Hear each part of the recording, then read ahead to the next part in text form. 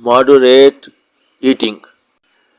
The Prophet ﷺ said, "A human being feels no worse vessel than his stomach.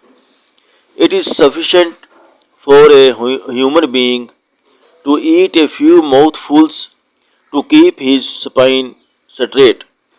But if he must fill it, then one third for food, one third for drink, and one third for air." Nutrition science supports mindful, portion controlled eating that aids digestion, helps regulate blood sugar, and lowers the risk of heart diseases. اعتدال کے ساتھ کھانا. اعتدال کے ساتھ کھانا. ہمارے رسول پاک صلی اللہ علیہ وآلہ وسلم نے ارشاد فرمایا، آدمی پیٹ سے برا کوئی برتن نہیں بھرتا. آدمی کے لیے چند نوالے کافی ہیں جو اس کی کمر سیدھی رکھ سکیں، اور اگر کھانا ہی زیادہ کھانا ہو تو پیٹ کو 3 حصوں میں تقسیم کر لے. ایک حصہ کھانے کے لیے، ایک حصہ پینے کے لیے اور ایک حصہ سانس لینے کے لیے بنا لے. مناسب مقدار میں کھانا نہ صرف ہاضمے کو آسان بناتا ہے بلکہ جسم میں ہلکا پن اور سکون بھی پیدا کرتا ہے.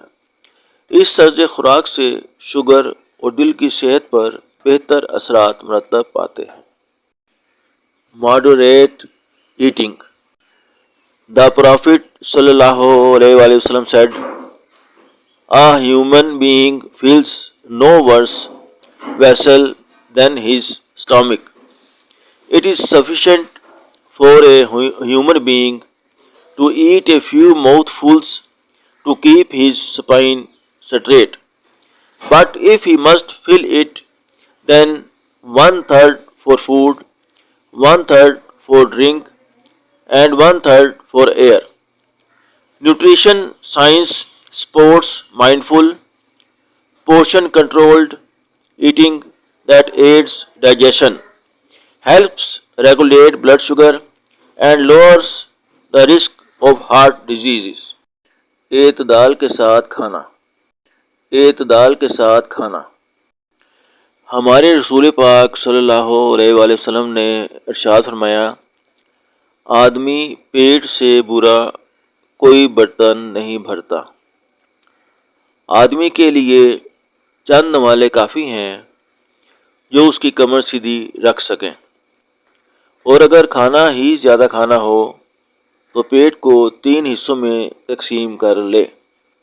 ایک حصہ کھانے کے لیے، ایک حصہ پینے کے لیے اور ایک حصہ سانس لینے کے لیے بنا لے.